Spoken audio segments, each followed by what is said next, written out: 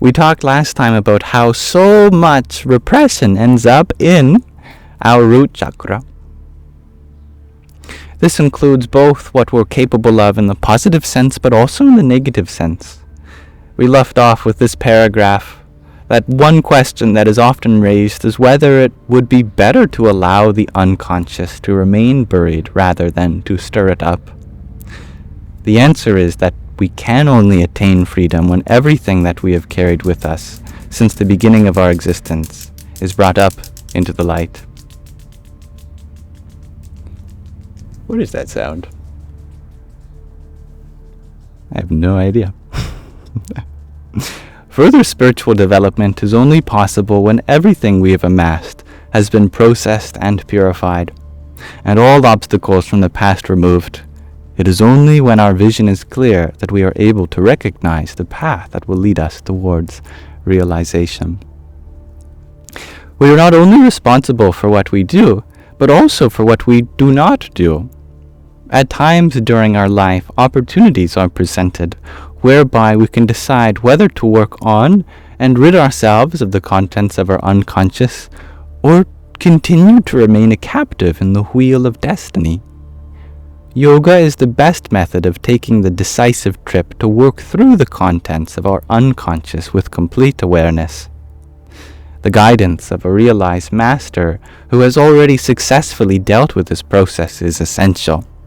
They know the dangers and obstacles on the spiritual path, and also understands our feelings and is aware of our condition. They can make us attentive, advise and help us whenever we still do not know which way to go. Confidence in the master, called Shraddha in Sanskrit, is an essential requirement for success. At this stage of our spiritual development, we are like tender little plants that must be supported and protected from the rigors of the weather. The Master gives us the necessary support, for they are as unshakable and firm as the Himalayas. The main symbol of the Muladhara chakra is an elephant with 7 trunks. There's a beautiful diagram that I'll show you again. You can see the elephant on the bottom there.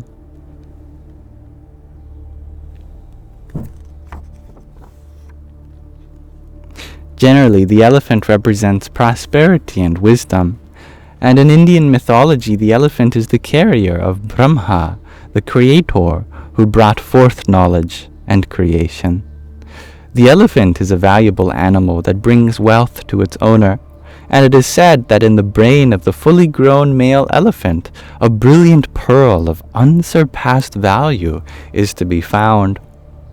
This symbolizes the treasure house of wisdom that is hidden in the Muladhara chakra and should be raised into the light of consciousness. And as they say in our culture, too, an elephant always remembers. And this, I imagine, comes from the root chakra. How it always remembers, since it is the storehouse of all sanjit karma, the karma that has been accumulated for endless lifetimes. That's a great guess, alien. Representing the 7 main chakras, I believe it represents the 7 minerals. Interesting. I don't know what the 7 minerals are, but we touched upon that in the beginning. This symbolizes the treasure house of wisdom that is hidden in the Muladhara chakra and should be raised into the light of consciousness. The 7 trunks of the elephant represent the 7 basic materials of the body. Oh, we're just about to go into it. According to Ayurveda, these include rasa, which is the plasma, the rakta, the blood, the mansa, the muscle, the meda, the fat, the ashti, the bone, the majja, the bone marrow, and the shukra, the vital fluid.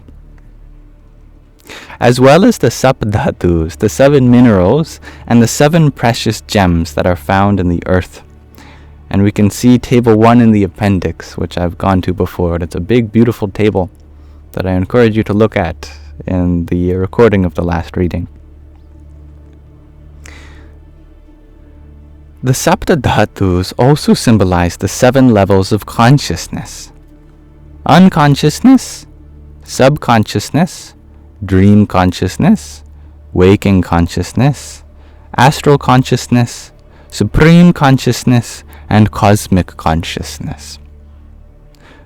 Dreaming of a white elephant is a lucky omen, something that the Buddha's mother did, I remember, before she gave birth to him.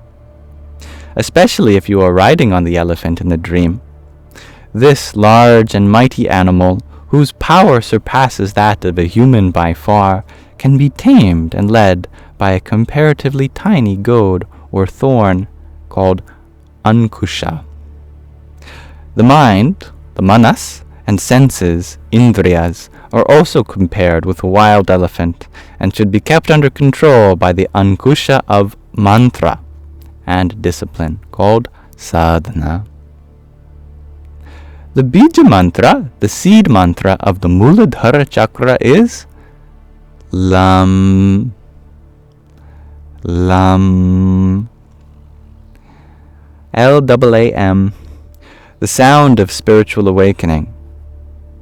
It releases tensions and removes blockages in this chakra and activates its energy. And so the process of awakening the dormant powers within us and raising them into consciousness begins. Beautiful and healing experiences, as well as happy moments, emerge from the past, giving us strength and inspiration to continue on the path.